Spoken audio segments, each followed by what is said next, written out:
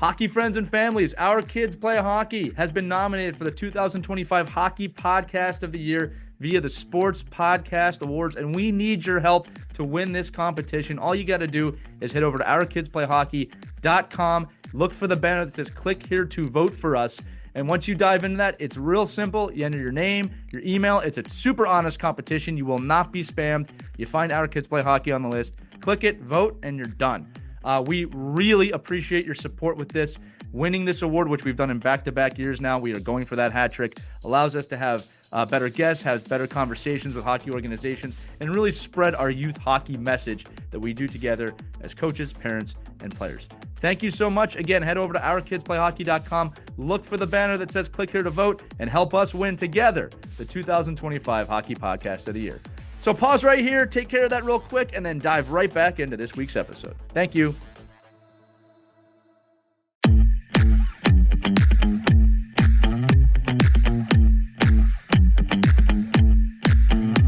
Hello, hockey skaters and goalies around the world. Welcome back to another edition of The Ride to the Rink. It's Lee and Mike with you today, and it's a new year. It's a new year, a new you. We'll find out today. We're talking all about what to do here the rest of the season now. You're kind of at the top of the slide now. Wherever you're playing, you're going to go down the slide. No matter where your season's at, whether you're having a great season or a bad season in your own mind, whether your team is having a great season or a bad season from the rankings, none of that's going to matter in what we say, because the truth is this, my friends, to the players listening, the actions you take, regardless of where you're at, are going to be the same.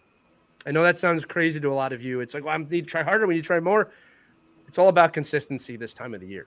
So what I want you to do is sit down and think about some of the goals that you had maybe at the beginning of the season. And if you didn't set goals at the beginning of the season, that's okay.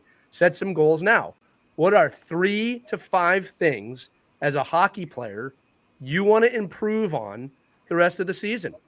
Write them down and make sure that there are realistic things. Don't write something simple like score more, right? Let's be a little more specific. How's your wrist shot? How's your snapshot? How's your backhand, right? How are some of the different aspects of shooting?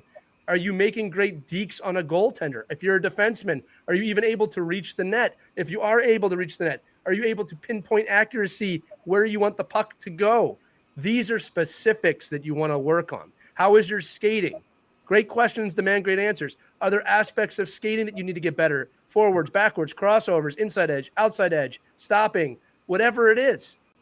Think about some things you want to improve on, write them down, bring them to your coach. I promise this will impress them, and say, Coach, these are the 3 things I think I would like to improve on over the next 3 or 4 months. And then ask this question, my friends. Do you agree with me, Coach? Are there other aspects of my game that you see that you think I should work on? Have that conversation with your coaching staff.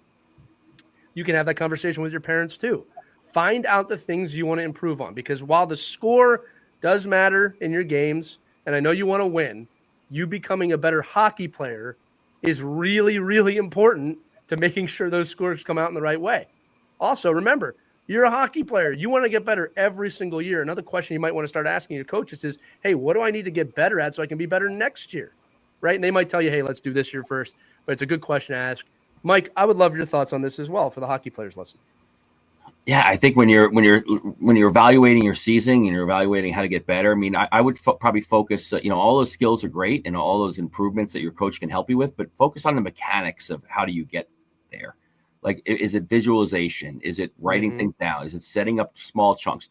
Is it setting up a shooting room in your garage? Is it creating more space and time in your own schedule so that you could do these things and sticks and pucks and open hockey and private lessons and extra clinics?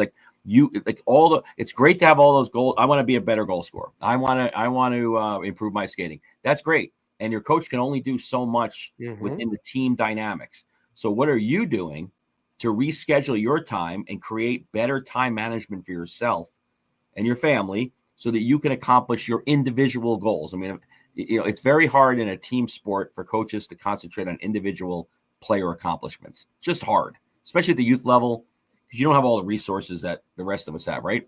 So as a player, think about what do you need to do during your time management and your skills. Can you show up to the rink? Let's say this right now. If you told your coach you wanted to show up 15 minutes early for practice, to work on the mechanics of your shot, 95% of those people, if they're capable of teaching it, would love it.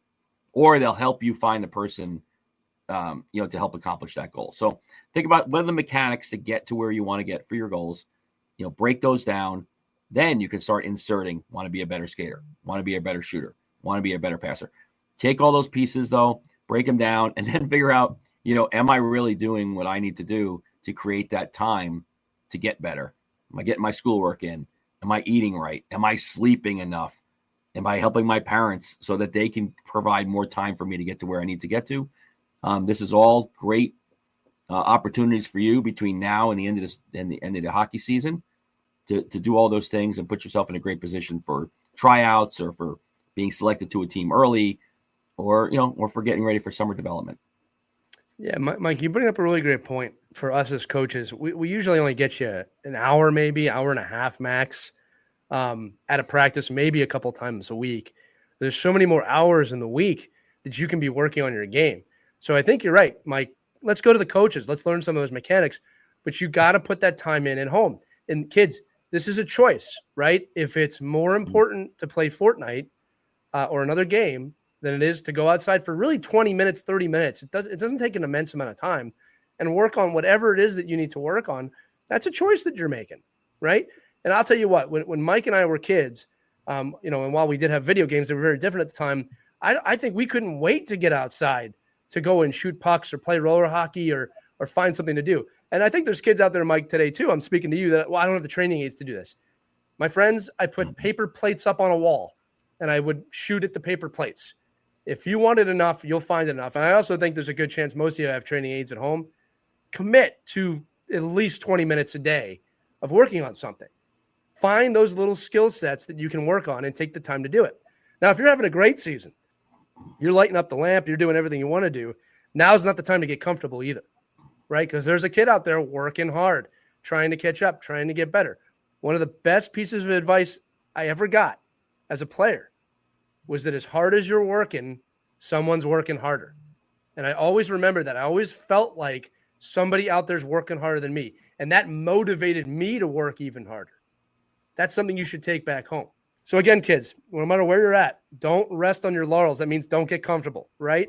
Enjoy training, enjoy the process, but find those little ways to get yourself better. Find those little ways to learn. Ask great questions. You'll get great answers.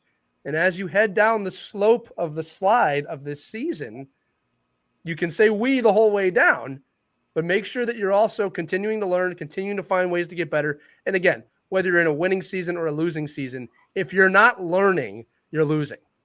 All right? No matter what the scoreboard says. You should want to learn as much as you can this season as you play. Mike, any final words? No, just again, you have a finite opportunity here to improve your game. You can do a lot of it on your own. Most of it has to be on your own.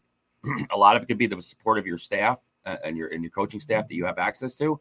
But it really comes down to, what are you going to do to create those opportunities, both with your coach, with your parents, on your own time? And it's all about choices. And the choices you make are really going to be, where you end up at the end of the year. Whether you felt you had success and you improved, or I just didn't get better, you can really reflect and say, well, didn't get better because I didn't do the work, or did I not get better just because I'm incapable of getting better? Most of the time, it's going to be because you didn't do the work. Right. So just do the work. 99% of the time, it's going to be that. So in closing, my friends listening here, first off, welcome to 2025. It's good to have you here. Good to see you. Good you're listening to the podcast. Always appreciate that you're listening to these episodes. And remember, if no one's told you today or this season, I'm sure they haven't, I'm going to tell you anyway, we believe in you, but you need to believe in you too, right? We'll tell you that every time. We really do believe in you hockey players. If you're listening to this show, we really believe in you because you love it, but you have to believe in yourself too. That's a big part of it, finding that self-esteem. That's going to do it for this edition of The Ride to the Rink. For Mike Bonelli and Lee Elias, kids, have fun out there. Don't forget to be grateful and enjoy every moment you're on the ice. Remember that you love to play this game. Every time you walk into a rink, say it to yourself, I love playing hockey. Remember that and continue to skate on. We'll see you next time, my friends. Have a good one.